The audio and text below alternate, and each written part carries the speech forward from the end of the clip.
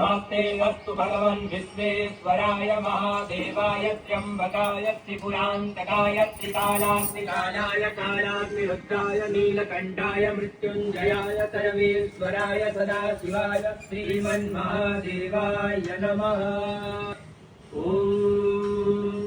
नमस्ते अस्तु भगवन् विश्वेश्वराय महादेवाय त्र्यम्बकाय त्रिपुरान्तकाय त्रिकालाग्निकालाय कालाग्निरुद्राय नीलकण्ठाय मृत्युञ्जयाय सर्वेश्वराय सदाशिवाय श्रीमन्महादेवाय नमः।